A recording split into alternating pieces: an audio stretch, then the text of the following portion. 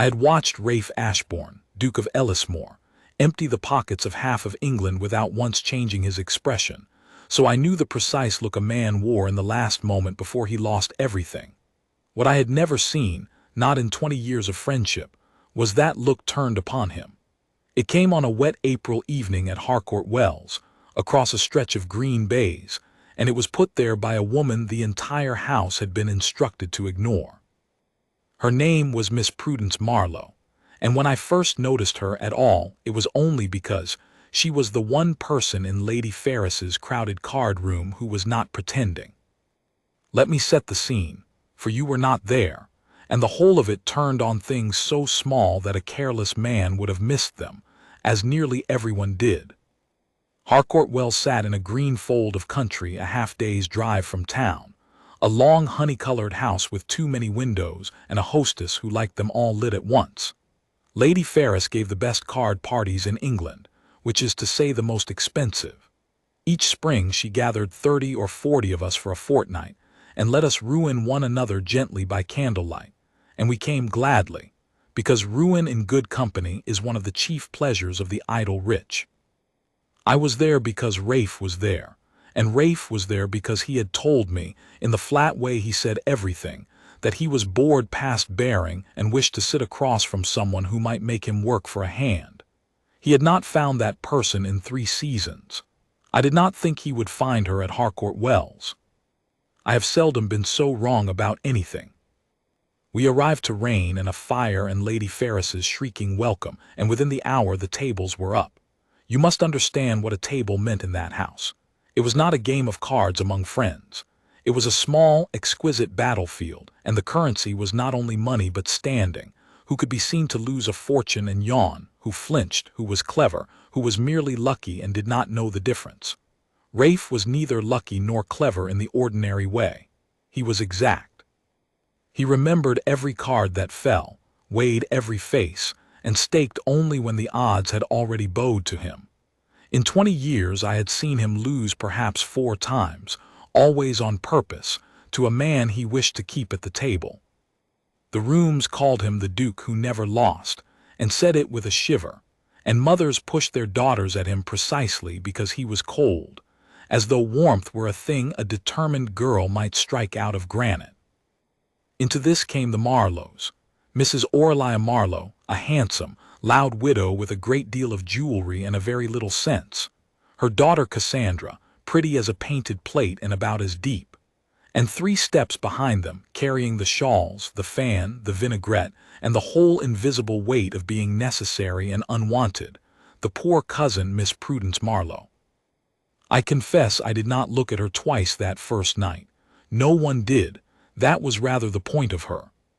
She was perhaps 25, plainly gowned in a gray that had been turned and turned again, with dark hair pinned without ceremony and a face that gave nothing away, not sullen, only still, the stillness of a person who has learned that being noticed is usually the beginning of trouble. When her aunt wanted a thing, Miss Marlowe produced it. When her aunt wished to appear witty, Miss Marlowe was silent so that the wit might have room. She moved about the edges of the room like a well-mannered shadow, and the room let her, and I dare say I should have gone the whole fortnight without learning her name if Rafe had not, on the second evening, said a very strange thing to me. We were watching a table of whist.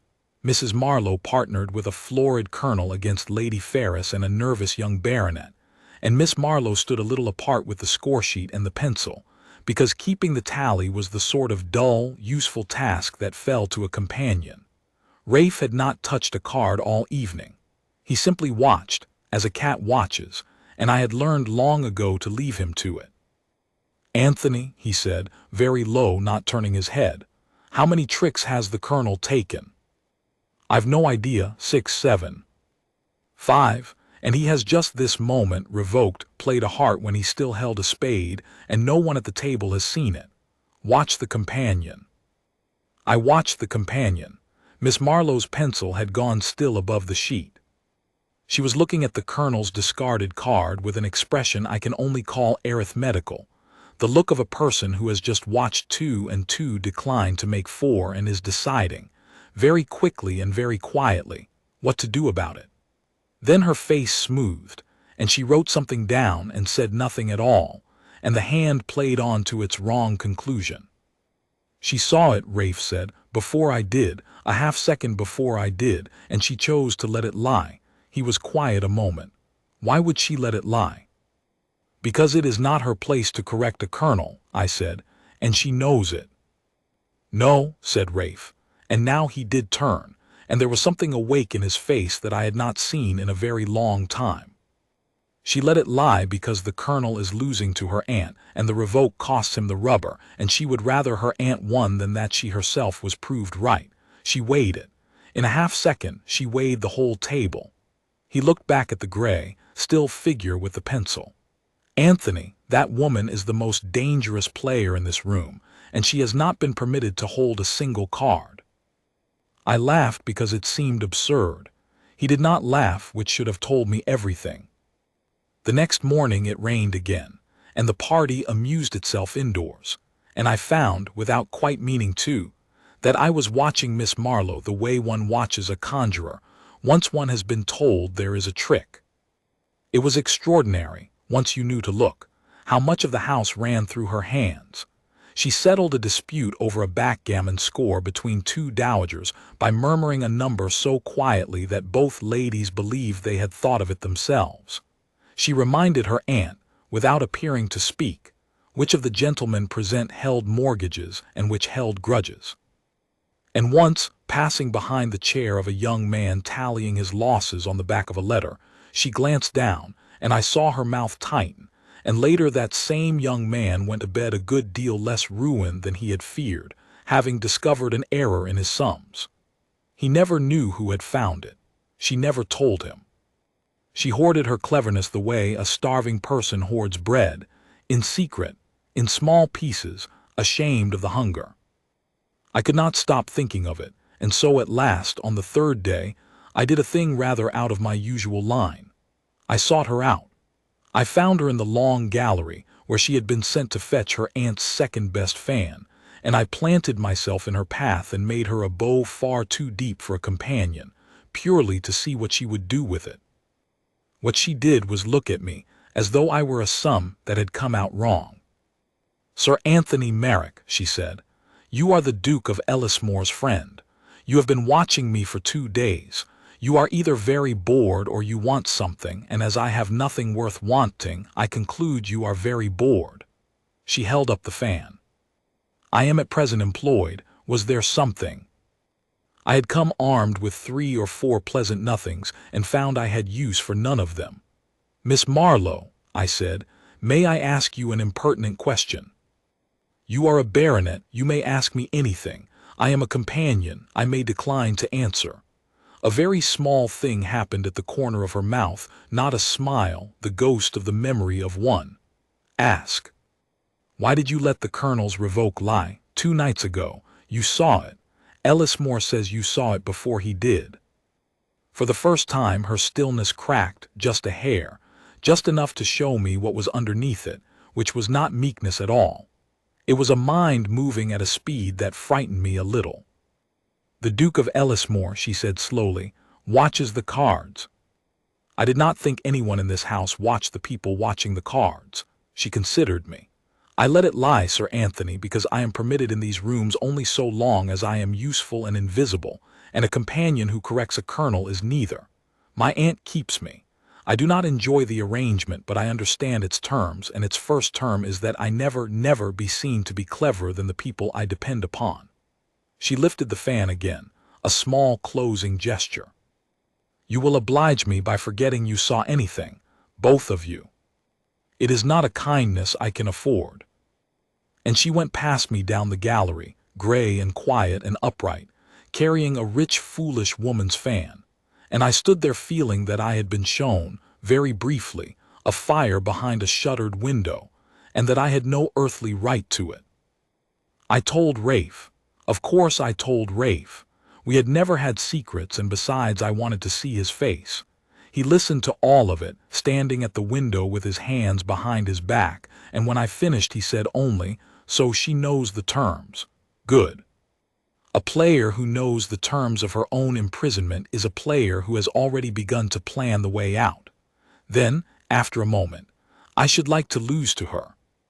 You should like to what? Lose to her, he repeated, as though it were the most reasonable ambition in the world. Anthony, do you know how long it has been since anyone in these rooms made me uncertain of a single card? I sit down each night and I know how it ends before the deck is cut. It is like eating without hunger. And there is a woman under this roof who can read a table faster than I can, and she is not allowed to play, and I find that I resent it as a personal insult to the game. He turned from the window. I am going to get her a seat at that table, and then I am going to find out whether she can beat me. And I very much hope she can. I have known ambitious men and greedy men and cruel men who called it sport. I had never before heard a man wish, with his whole cold heart, to be beaten. I did not understand it then. I think I was slow. I think I did not yet see that Rafe Ashbourne had spent his whole life alone at the top of a game no one could play against him, and that the loneliest thing in the world is to be unbeatable.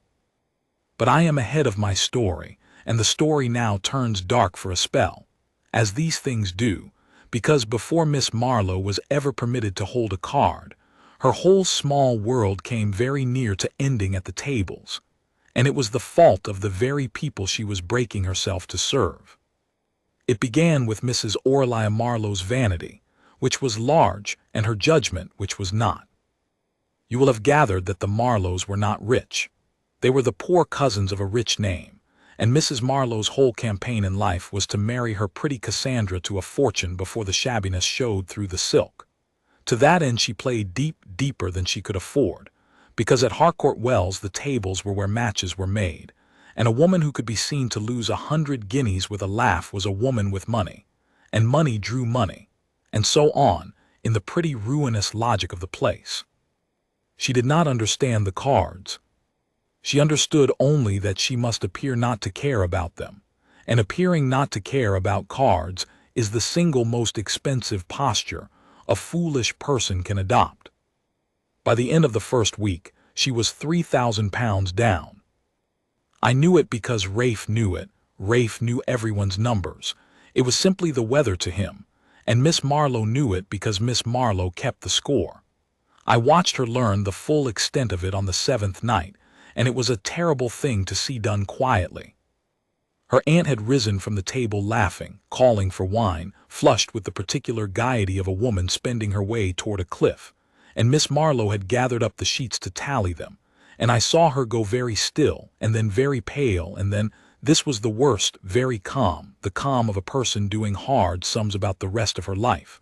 £3,000. There was no £3,000. There was scarcely 300. The debts of honor would come due at the fortnight's end, and when they could not be met, the Marlowes would be finished, cut, whispered of, shown the door of every house that mattered, and a companion whose family is finished is not a companion any longer. She is a woman of 25 with a sharp mind, no money, no name, and nowhere on God's earth to go. She set the sheets down. She smoothed her gray skirt, and she went to fetch her aunt's shawl because it was cool by the windows, and her aunt might take a chill, and that small, dogged, thankless attention to a woman who was gambling away the roof over both their heads was the moment I stopped seeing a companion at all and began to see the bravest person in the house. Rafe saw it too. I have never known what passed in him at that moment, for his face did not change, but the next morning he did a thing entirely without precedent in our long friendship. He asked me to help him cheat. Not cheat, he corrected, when I choked on my coffee. I would never insult her with charity dressed as luck. She'd see through it in a heartbeat and never forgive either of us. No, I want you to help me arrange a game, a real one, high enough to matter, public enough to count, at a table where, for one night, the companion is permitted to sit down and hold her own cards. Rafe, her aunt, will never allow it. The whole arrangement depends on the girl being invisible. Then we shall have to make it impossible for the aunt to refuse, he said. Lady Ferris loves a spectacle above all things on earth. Suppose there were a spectacle. Suppose the Duke who never lost were to announce, before the whole company, that he was weary of easy victories, and would give £5,000 to any person under this roof who could beat him across a single table, man or woman, peer or paid companion, no distinction, cards to be dealt fresh and witnessed by all. He let that sit. Lady Ferris would sell her own mother to host it. Mrs. Marlowe could not forbid her niece to play without the whole room asking why, without admitting she is afraid the girl might win. And Miss Marlowe could win £5,000, I said slowly, and clear her aunt's debts and owe it to no one and call it not charity but the game. She could win it, Rafe agreed. If she is what I think she is. Something crossed his face then, quick and rare.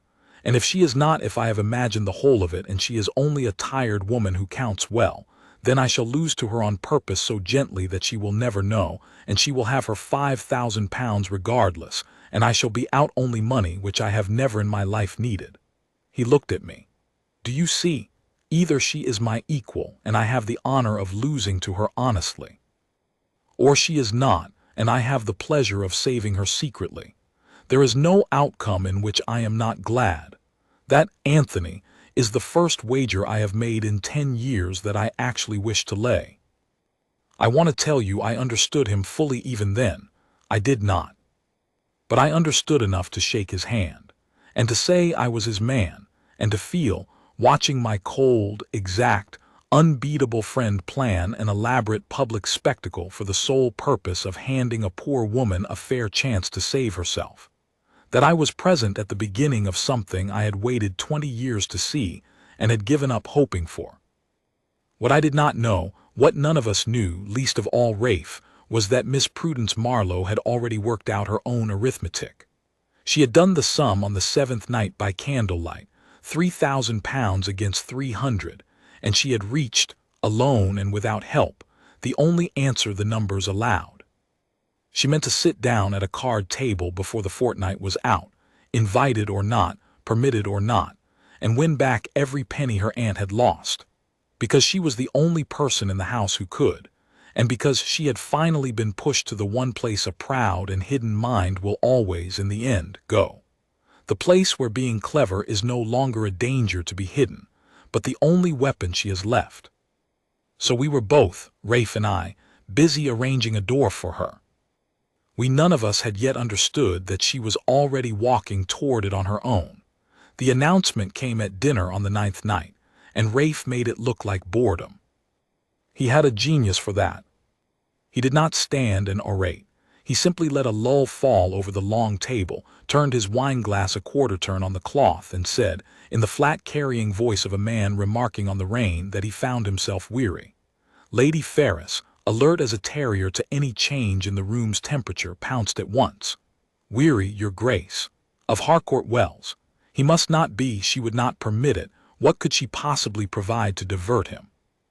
A defeat, said Rafe.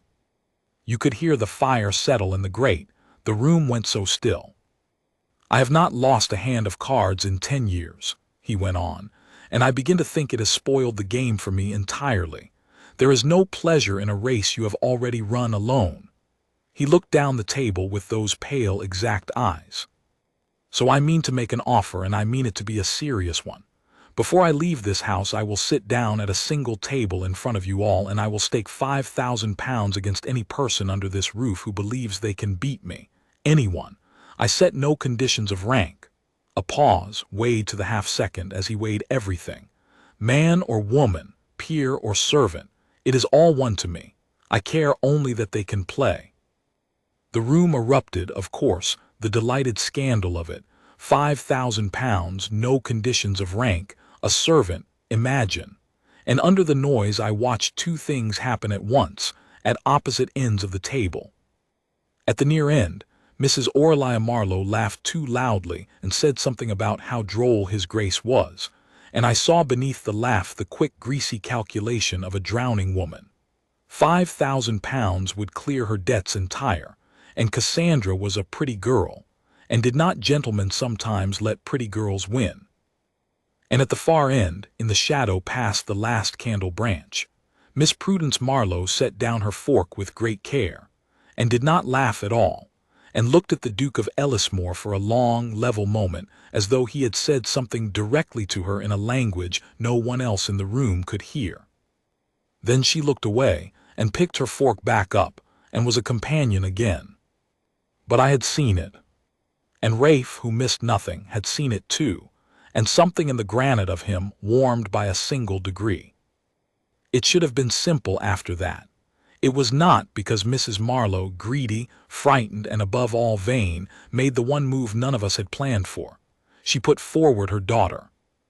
She did it that very night, sweeping up to Rafe in the drawing-room with Cassandra towed behind her like a pretty little boat, and announced, gay and shrill, that the Marlowes accepted his Grace's charming challenge, and that dear Cassandra would be honored to try her hand against him. Cassandra dimpled and curtsied and understood, I think, about 1 word in 4 of what was being arranged over her head. She could no more beat Rafe Ashbourne at cards than she could have shot a horse. Her mother knew it. Her mother was banking, quite openly, on the Duke's being too much of a gentleman to take £5,000 off a beautiful girl of 18, banking on charity dressed as courtship, the very thing Rafe had sworn he would never insult anyone with. I saw the trap close and my heart sank into my boots. If Cassandra played, the offer was spent. There would be no seat for Prudence. Rafe would have to either fleece a foolish child in public or throw the game, and hand the Marlowes their rescue in a way that taught Miss Marlowe precisely nothing except that she was, as always, the one who did not get to play. Either way, the fire behind the shuttered window would stay shut. Rafe bowed over Cassandra's hand and said he would be delighted, and I wanted to strike him. It was Prudence who broke the trap. Of course it was. She did it 3 days later, on the very afternoon before the great game, and she did it the way she did everything, quietly, exactly, and at terrible cost to herself. I was in the library, hiding from the pre-game fever of the house, when the 2 of them came in without seeing me. Mrs. Marlowe, pink with agitation, and behind her Prudence, gray and calm. "Cannot possibly," her aunt was hissing. "You have run mad. Cassandra plays. It is arranged. Do you have the faintest conception of what you are asking? You at a public table, before the Duke, before Lady Ferris, before all of them, playing for £5,000 like some. Like some woman who can win it," said Prudence. I have thought about her voice in that moment many times since.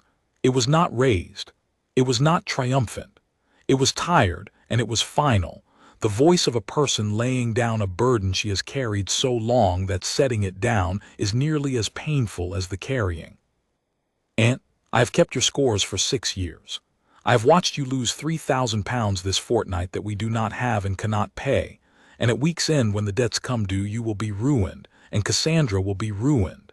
And I, who have no fortune and no name of my own but the shabby edge of yours, I will be ruined most thoroughly of all, because a disgraced family cannot keep a companion, and a companion with no family cannot be kept.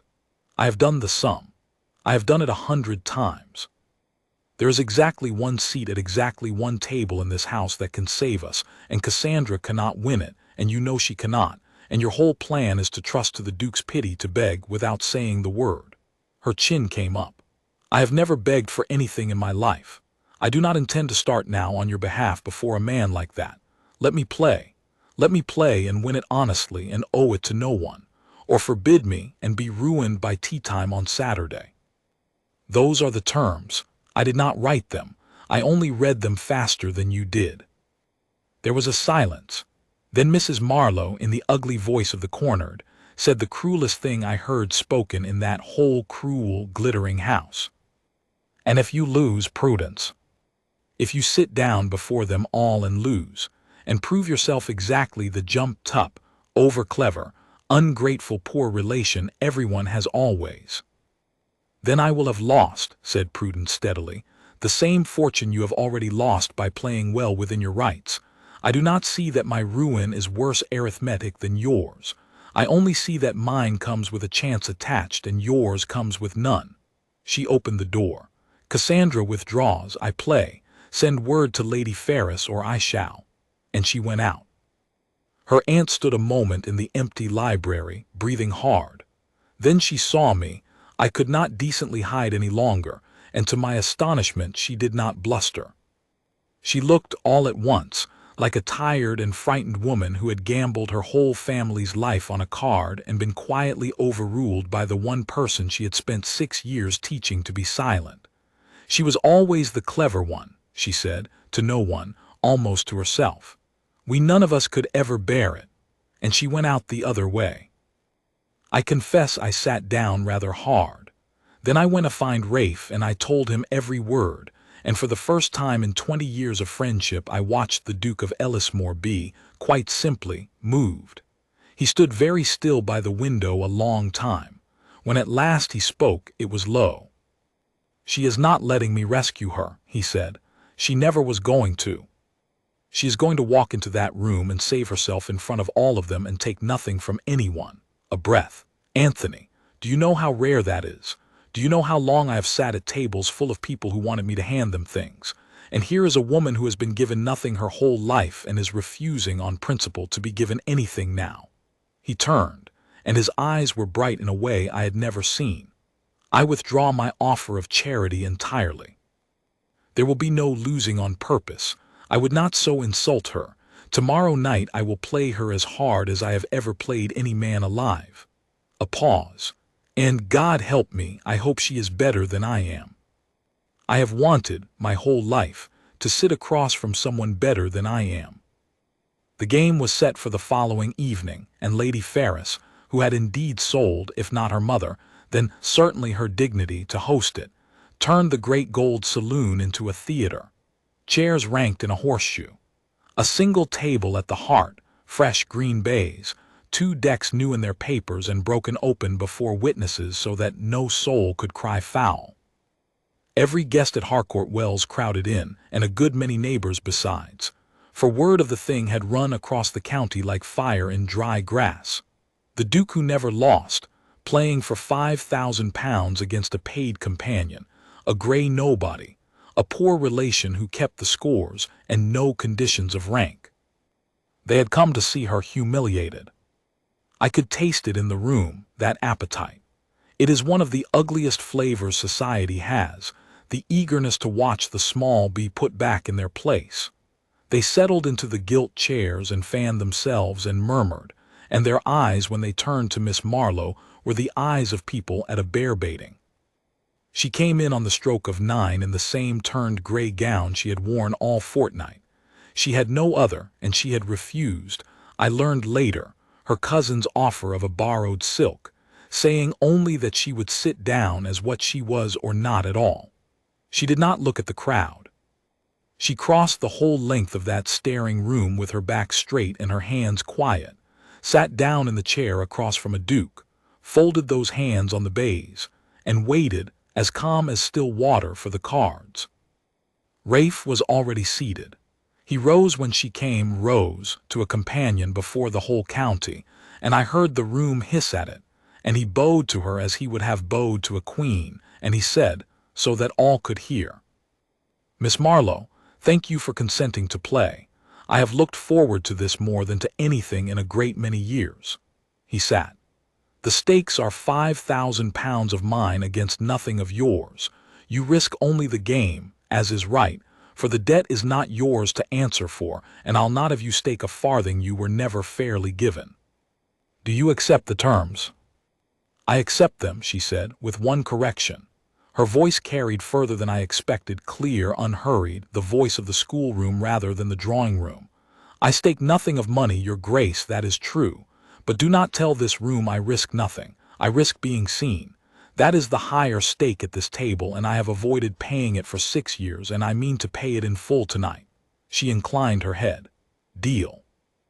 "I will not give you every hand. I could not. I did not breathe steadily enough to remember them all. But I will tell you how it went, because I have never before or since watched anything like it, and I want you to see it as I saw it. It went slowly at first. Rafe played his cold, exact, faultless game, the game that had beaten all of England, and Miss Marlowe played carefully, quietly.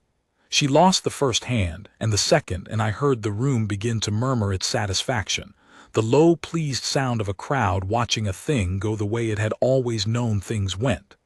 Mrs. Marlowe in the front rank closed her eyes. And even I, who ought to have known better, felt my stomach drop and thought, he was wrong, she is only clever, not brilliant, and now she will be broken in front of them all. Rafe knew better. I saw it in his face, which had gone very intent and very still, because Rafe was doing the one thing no one else in that room could do. He was watching not the cards she played, but the cards she let him take. And after the third hand, which she also lost, narrowly, and by a margin that a lesser player could never have controlled so exactly, he set down his cards and looked at her, and something moved at the corner of his mouth that on any other man I would have called a smile. "You are letting me win," he said quietly. "You are losing on purpose by inches to learn my game." The room did not understand him. Miss Marlowe did. "I have kept your scores in my head for 4 hands, Your Grace," she said just as quietly, "as I have kept everyone's scores in my head my whole life. I know now how you count, and when you count, and the precise degree to which you trust the arithmetic over the face. You count beautifully. You have one flaw." She gathered the cards to deal, for it had come round to her hand at last. "You have never once in 10 years had to imagine that the person across from you might be counting you. You watch the table. You have never learned to watch the person watching the table." Her hands were very steady on the deck. "I learned it in the first week I ever walked into a room I was not wanted in. Shall we begin in earnest?" And then she took the whole board. I do not know how else to say it. Everything before had been reconnaissance. This was the war. She dealt and she played, and the gray companion vanished, and in her place sat the fastest mind I have ever watched at work, and she did not hide it, not any longer, not one particle of it. She played the cards and she played the man, and she did to Rafe Ashbourne what he had spent 10 years doing to lesser men.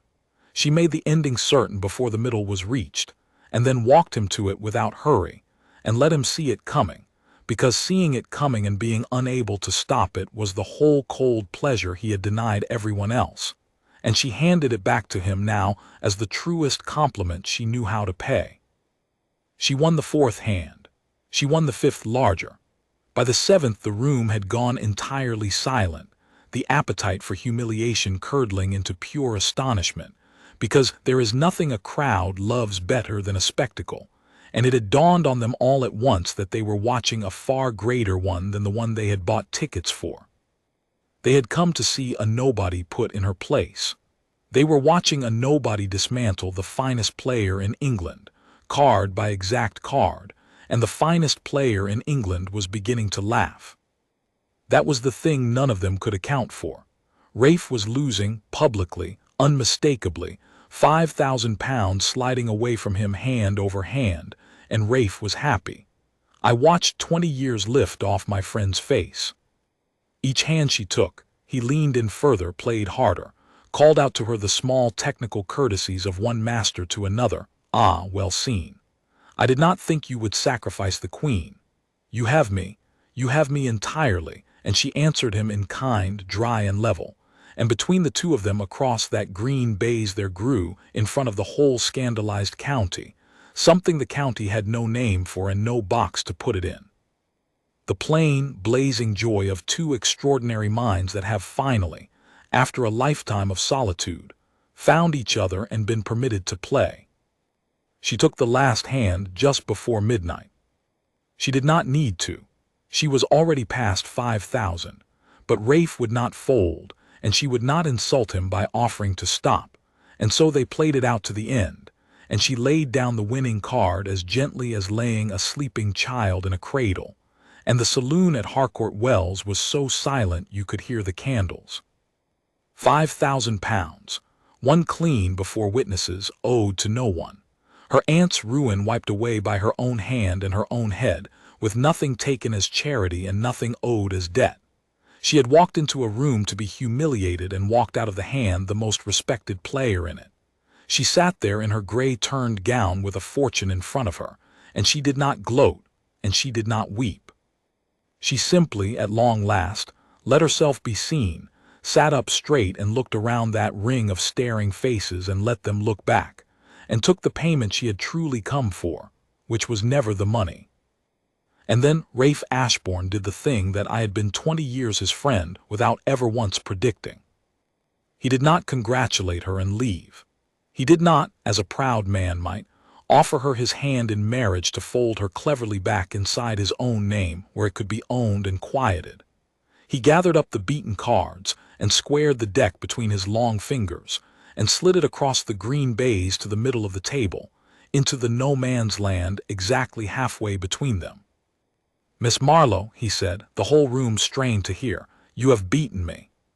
Fairly, entirely, and in front of everyone, and I want you to know it is the best evening of my life." He was not smiling now. He was in earnest, more in earnest than I had ever seen him. "I have spent 10 years unable to lose, which is another way of saying I have spent 10 years alone, and I find that I do not want to go back to winning. I find that I would rather never win another hand as long as I live than go back to a table where there is no one worth losing to." He touched the deck once where it lay between them. "So I am not going to offer to save you. You have just proved to a county full of people that you require no saving from anyone, least of all me. I am going to offer you something I have never offered a living soul, because there has never been a living soul I thought could take it up. A breath. Deal me in, not for tonight, for every night. Sit across from me as my equal, which you have shown yourself to be, in your own name and not the shabby edge of anyone's, and let us play the whole board together, the great stakes and the small, for the rest of our 2 lives. I have more money than any man needs and no one to be clever with.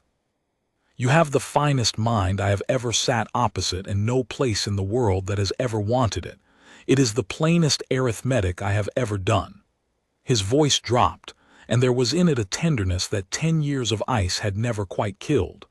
"Marry me, Prudence Marlowe, not to rescue you.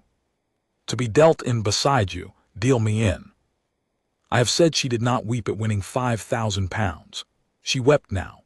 Once, one bright hard tear that she did not trouble to hide, because she had done with hiding, and she looked at the deck lying in the middle of the table, halfway between them, offered not as a gift from above but as a hand extended across a level board, and she understood, as only she in that whole room could fully understand, exactly what she was being offered, and exactly what it had cost a man like that to offer it. "You realize," she said, and her dry level voice shook only a very little, "that I shall beat you regularly, for the rest of your life, in our own drawing room with no £5,000 at stake and no witnesses to soften it. I shall simply be better than you, on many ordinary Tuesdays forever." "Madam," said Rafe Ashbourne, the Duke who never lost, "that is the single most attractive thing anyone has ever said to me." And she laughed. The companion who had not been permitted to laugh in 6 years laughed out loud in a saloon full of the people who had forbidden it. And she reached across the green baize, passed the money, and picked up the deck he had pushed to the middle, and shuffled it once cleanly in her clever, ruthless hands. "Very well, your grace," said Prudence Marlowe, "you're dealt in." She dealt. There is little more to tell, and I will tell it quickly, for the best of the story is already told. Her aunt's debts were paid, by Prudence from Prudence's own winnings, handed over without a word of reproach, and without a shred of debt attached, which I think shamed Mrs. Aurelia Marlowe more thoroughly than any speech could have. The woman was never quite so loud again, and was known in later years to say to anyone who would listen that she had always known her niece was the clever one, which was true only in the sense that she had spent 6 years making certain no one else found out. Cassandra married a comfortable, kindly squire who adored her and never once asked her to play cards, and was perfectly happy, and sent Prudence a goose every Christmas. The county talked, of course. The county always talks. For a season it was the greatest scandal in 3 shires. The Duke who never lost, brought down at last, and by a paid companion, and then married to her, if you please, no fortune, no name, nothing but a head for figures and the nerve to sit down. But scandal, like a card, must eventually be laid, and this one was laid by the plain fact of the marriage itself, which was so patently, unfashionably happy that even the sourest gossips gave it up as a bad business. For the truth was that Rafe Ashbourne and his Duchess were the two cleverest people in any room they entered, and they had each spent a lifetime alone at the top of a game no one else could play. And now, having found each other, they were not alone anymore, and it showed on them the way a good harvest shows on a field. I dined with them a year on. There was a card table set up in the small parlor. There was always a card table in every room. It was the great private joke of the house. And over dinner Rafe told me, deadpan, that he had lost to his wife 240 times since Christmas and had never in his life been so contented. Prudence, at the foot of the table in a gown that was silk now and fit her, and was still, I noticed, a quiet dove gray, for some habits are dear even after they cease to be armor, corrected him without looking up. 241, she said. 241, Rafe agreed at once, and the look he gave her down the length of that table was the look of a man who had spent his whole life winning, and had finally, gloriously, found the one person on earth he was glad past all reckoning to lose to. I have been at grander weddings. I have been at richer houses. I have never, before or since, seen two people so exactly matched, so plainly delighted to have been dealt, at last, into a game with each other. She had been the woman society let keep score but never play, and she had turned out to be the one mind the most feared man in England would not sit down without. They let her keep score once and never deal. In the end she dealt them all.